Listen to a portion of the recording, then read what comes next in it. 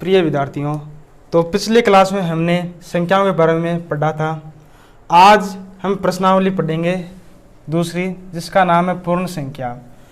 पूर्ण संख्या हमने पढ़ी है पिछली क्लास में भी कि क्या होती है।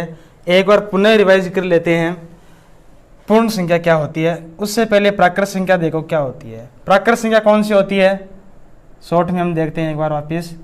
जो संख्या एक से शुरू होकर अनंत तक जाती है वह संख्या कौन सी होती है, प्राकृत संख्या होती है। फिर हमने पढ़ी थी पूर्ण संख्या। प्राकृत संख्या बाद में क्या पढ़ी थी, पूर्ण संख्या।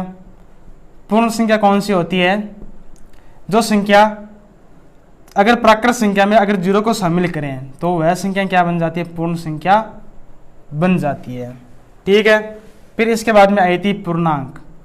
पूर्णांक संख्या कौन सी होती है, माइनस अनंत से शुरू होती है, ठीक है, और प्लस अनंत तक जाती है। मतलब दोनों पक्षों में, दोनों साइडों में जाती है ये संख्याएं। तो हमें क्या करना है इस अध्याय में, पूर्ण संख्याओं के बारे में क्या करना है, अध्ययन करना है। ठीक है। क्या होती है पूर्ण संख्या, परिभाषा देख लो एक बार दोबारा, कि ये संख्या जीरो से शुरू होती है और उत्तरोत्तर एक एक जोड़ने पर अगली संख्या प्राप्त होती जाती है। यह आई बात समझ में। अब देखो, सबसे पहले हम बात करते हैं पूर्ण संख्याओं के अंदर पूर्ववर्ती व परवर्ती। पूर्ववर्ती और परवर्ती संख्याएं ये क्या होती है, इनको समझो। सबसे पहले देखो पूर्ववर्ती। पूर्ववर्ती का क्या मतलब है, पहले वाली, यानी पूर्व की जो संख्या होती है वह संख्या क्या होगी, पूर्ववर्ती संख्या होगी। जैसे एग्जांपल में देखें, अगर हम बात करें कि 5 की पूर्ववर्ती संख्या क्या होगी, 5 की पूर्ववर्ती संख्या, पूर्ववर्ती यानी 5 से पहले की पूर्ण संख्या कौन सी होगी। जैसे मान लो हमारे पास संख्या होती है पूर्ण संख्या 0, 1, 2, 3, 4, 5। तो 5 से जो पहले वाली संख्या होगी वह क्या होगी, 5 की पूर्ववर्ती संख्या होगी। तो 5 की पूर्ववर्ती संख्या कैसे प्राप्त करेंगे, जो संख्या है उसमें से हम क्या करते हैं, 1 को घटाएंगे। पूर्ववर्ती संख्या को प्राप्त करने के लिए हम क्या करते हैं, उस संख्या में से 1 को घटाते हैं, तो हमें क्या मिलती है, पूर्ववर्ती संख्या प्राप्त हो जाती है। कितनी होगी, 4। यह क्या है, 5 की पूर्ववर्ती संख्या होगी। इसी प्रकार अगर 5 की हम प्राप्त करेंगे परवर्ती संख्या, परवर्ती यानी 5 की अगली संख्या, प्रवृत्ति का मतलब है 5 से अगली संख्या। तो 5 की अगली संख्या कौन सी होती है, 6। तो प्रवृत्ति संख्या प्राप्त करने के लिए हम क्या करते हैं, 1 का योग करते हैं। ठीक है।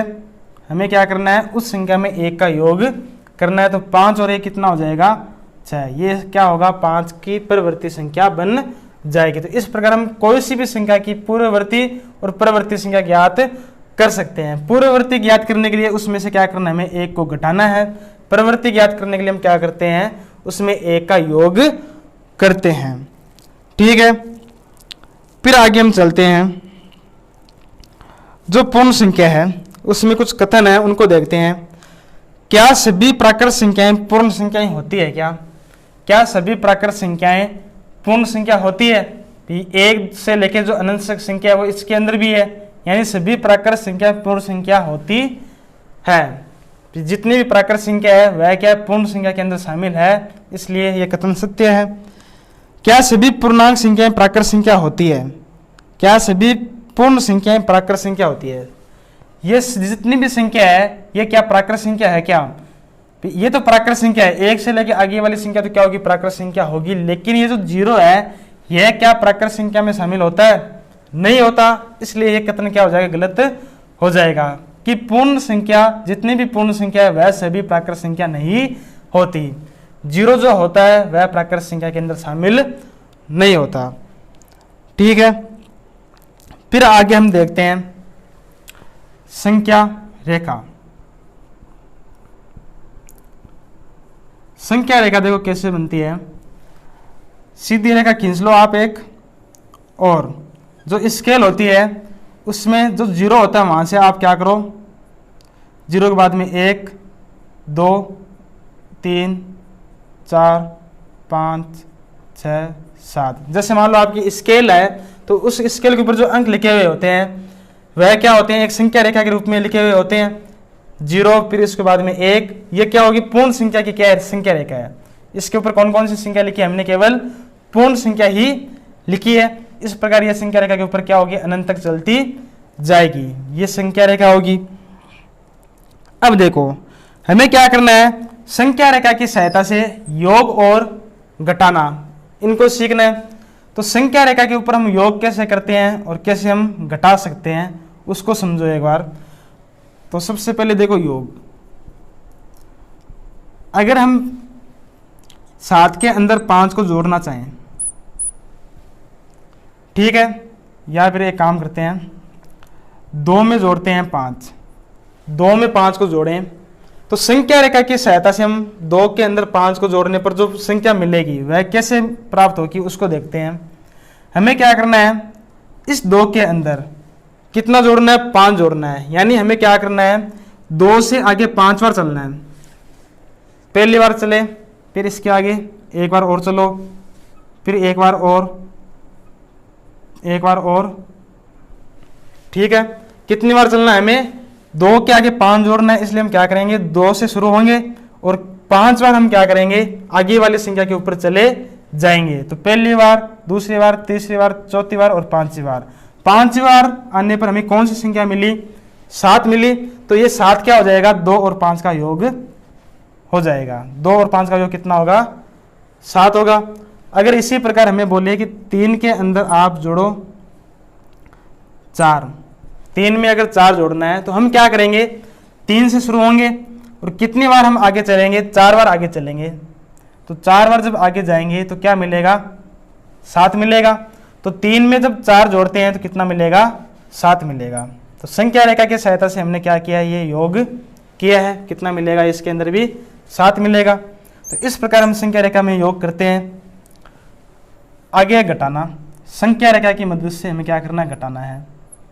जैसे अगर 7 में से आपको घटाना है 5, 7 में से 5 को घटाना है तो पहले सबसे पहले संख्या रेखा बनाएंगे। 0 1 2 3, ये संख्या रेखा बनाई हमने। हमें क्या करना है, 7 से घटाना है। जहां से हमें शुरू करना है वहां पर हम क्या करेंगे, पैर रखेंगे। फिर हमें क्या करना है, 5 घटाना है। अब की बार हम जब घटाते हैं, घटाने के लिए हम क्या करेंगे, विपरीत साइड में आएंगे। जोड़ने पर हम क्या करते हैं, दाईं ओर जाते हैं, और घटाने के लिए हम क्या करते हैं, बाईं ओर आएंगे। ठीक है, ये तो पक्ष होगा, ये कौन सा होगा, बायां पक्ष, और ये वाला पक्ष कौन सा होगा, दायां पक्ष होगा। तो हमें क्या करना है, बाईं ओर से क्या करना है, बाईं ओर चलना है। घटाने के लिए हम क्या करेंगे, बाईं ओर चलेंगे। तो 5 बार चलना है हमें, 7 में से हमें 5 घटाना है। तो 5 बार आओ इसके ऊपर, 2 बार, 3 4 और 5। तो 5 बार चलने पर कौन सी संख्या मिली हमें, 2 मिली। तो ये क्या हो जाएगा, इसका उत्तर हो जाएगा 7 में से 5 को घटाने पर कितना आता है, 2 आता है। एक और लेते हैं इसी प्रकार, 10 में से आपको घटाना है 4। तो हम क्या करेंगे, ये संख्या रेखा लेंगे, 0 1 2 3 4 5 6 7 8 9 10। हमें क्या करना है, 4 घटाना है। अब की बार कहाँ से घटाना है, 10 से। तो इसलिए हम क्या करेंगे, यहाँ से शुरू होंगे।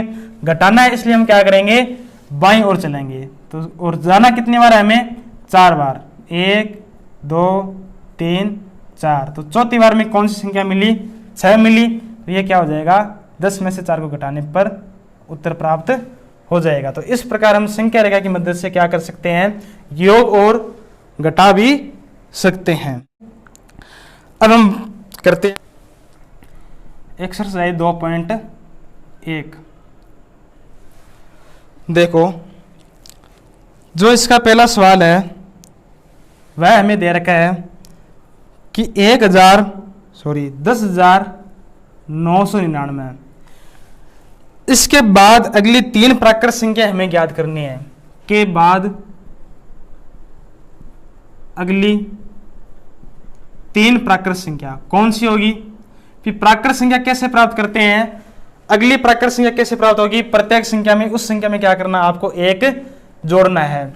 फिर इससे अगली वाली प्राकृत संख्या कैसे प्राप्त होगी, जब इसमें हम क्या करेंगे, एक जोड़ेंगे, कितना मिलेगा, जोड़ने पर कितना मिल जाएगा, एक को जोड़ेंगे तो कितना मिलेगा, यहाँ पर 11,000 मिल जाएगा।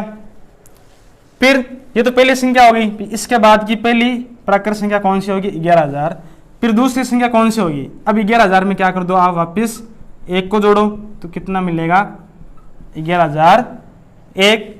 इससे अगली कौन सी होगी, 11,001 में क्या करना, आपको एक जोड़ना है तो कितना मिल जाएगा, 11,002। तो ये क्या हो जाएगी, इसकी अगली 3 प्राकृत संख्या प्राप्त हो जाएगी।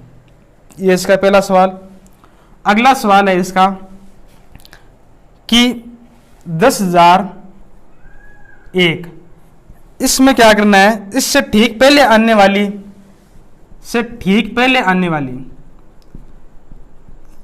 तीन प्राकृत संख्या ज्ञात, 3 प्राकृत संख्या हमें ज्ञात करनी है। तो ये सवाल है, हमने यहां पर जोड़ा है। अब एक बार क्या करना है, हमें पहले वाली ज्ञात करनी है, इसलिए हमें क्या करना है, इसमें घटाना पड़ेगा। जैसे मान लो 5 है, इससे पहले वाली संख्या कैसे प्राप्त होगी, 5 में से 1 घटाने पर होगी, कितनी होगी, वो 4 होगी। इसी प्रकार इससे पहले वाली संख्या कैसे प्राप्त करेंगे, इसमें से हम क्या करेंगे, 1 घटाएंगे तो इससे पहले वाली संख्या मिल जाएगी, कितनी आएगी, 10,000।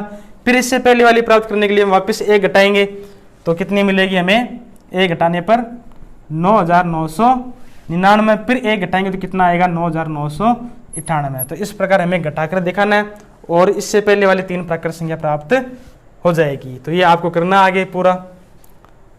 अगला इसका सवाल है, सबसे छोटी पूर्ण संख्या कौन सी होती है। सबसे छोटी पूर्ण संख्या हमने पढ़ा है कि पूर्ण संख्या कहां से शुरू होती है, 0 से शुरू होती है और आगे कहां तक जाती है, अनंत तक जाती है। तो सबसे छोटी पूर्ण संख्या कौन सी हो जाएगी, 0 हो जाएगी। तो सबसे छोटी पूर्ण संख्या कौन सी होती है, 0 होती है। अगला सवाल है, 32 और 53 के बीच में कितनी पूर्ण संख्या है। 32 व 53 के बीच में कितनी पूर्ण संख्या है, कितनी पूर्ण संख्या है। तो इससे पहले एक हम उदाहरण देखते हैं कि अगर हम बात करें कि 2 और 4 के बीच में कितनी पूर्ण संख्या होगी, कितनी होगी, केवल 3 ही होगी। फिर 2 के बाद में 3, 3 के बाद में क्या आता है, 4 आता है। तो पूर्ण संख्या के अंदर 2 और 4 के बीच में कितनी पूर्ण संख्या मिलती है, हमें केवल 1 मिलती है, 1 ही मिलेगी। अगर 2 और 5 की बात करें तो इनके बीच में कौन कौन सी मिलेगी, 3 और 4, कितनी मिल रही है यहाँ पर, 2। अब देखो यहाँ पर अगर मैं इन दोनों को घटाऊं, अगर 4 में से क्या करते हैं, 2 को घटाते हैं, बड़ी संख्या में छोटी संख्या को घटाएं तो कितना मिलेगा, यहाँ पर 2 मिलेगा। यहाँ पर बड़ी संख्या में छोटी संख्या घटाओ, कितना मिलेगा, 5 में से 2 घटाने पर कितना आएगा, 3। तो देखो जब 2 प्राप्त हुआ उस समय इन दोनों के बीच में कितनी संख्या है, 1। जब इनका अंतर 3 प्राप्त हुआ उस समय इनके बीच में कितनी संख्या मिली, हमें 2 मिली। यानी जो अंतर है उससे क्या होगा, 1 कम कर दो, उतनी संख्या क्या होगी, इन दोनों के बीच में पूर्ण संख्या प्राप्त होगी। फिर इन दोनों के बीच में 2 अंतर है, लेकिन इनके बीच में संख्या कितनी है, केवल 1। इन दोनों के बीच में 2 और 5 के बीच में कितना अंतर है, 3 का अंतर है, लेकिन इनके बीच में संख्या कितनी है, 2 ही संख्या है। इसी प्रकार 32 और 53 के बीच में हमें अगर पूर्ण संख्या ज्ञात करनी है तो हम पहले क्या करते हैं, इनका अंतर निकाल लेते हैं। ठीक है, दोनों संख्याओं के बीच में कितना अंतर है, और अंतर कैसे निकालते हैं, बड़ी संख्या में से छोटी संख्या घटाकर। बड़ी संख्या 53, इसमें से हम क्या करेंगे, छोटी संख्या 32 को घटाएंगे। तो घटाने पर देखो 3 में से 2 जाएगा 1, 5 में से 3 जाएगा, कितना आएगा, 2। तो अंतर कितना है इनके बीच में, 21 है। लेकिन हमने अभी यहाँ पर देखा है कि जो अंतर है उससे 1 कम क्या होगा, उनके बीच में संख्याओं का संख्याएं होंगी। तो 32 और 53 के बीच में बीच की पूर्ण संख्या कितनी होगी, पूर्ण संख्याएं कितनी होगी, जो ये अंतर है उससे 1 कम, कितनी मिलेगी हमें, 20 संख्याएं क्या मिलेगी, 32 और 53 के बीच में प्राप्त होगी। 32 और 53 के बीच में हमें 20 संख्या क्या होगी, पूर्ण संख्या प्राप्त होगी। ये इसका चौथा सवाल। अगला सवाल है इसका पांचवा देखो, निम्न के लिए हमें परिवर्ती अंक लिखने हैं। तो परिवर्ती और पूर्ववर्ती आपको समझा दिया है कि परिवर्ती अंक, परिवर्ती के लिए हम क्या करते हैं, परिवर्ती का मतलब है, ध्यान क्या रखना है इनका मतलब कि परिवर्ती का मतलब है अगला अंक, ठीक है, अगली संख्या हमें प्राप्त करनी है। और पूर्ववर्ती का मतलब है पिछली संख्या, ठीक है। और अगली संख्या प्राप्त करने के लिए हम एक को जोड़ते हैं और पिछली संख्या प्राप्त करने के लिए हम क्या करते हैं, एक को घटाते हैं। तो 5 सवाल में सवाल दे रखे हैं, उनको आपको क्या करना है, परिवर्ती अंक प्राप्त करने हैं। तो मैं वो अंक लिख रहा हूं और करने आपको ये उनके 5 सवाल के अंदर। पहला सवाल हमें दे रखा है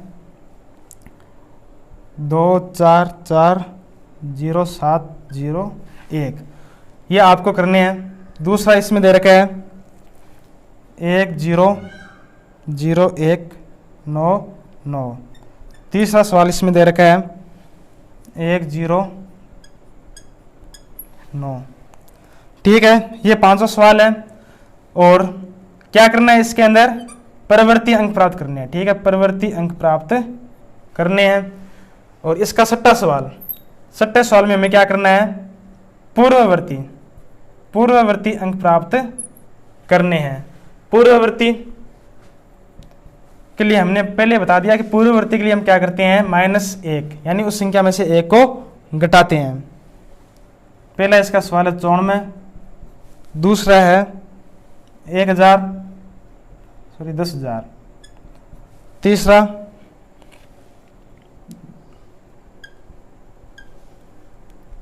ठीक है। तो ये सवाल जो है ये आपको करने हैं,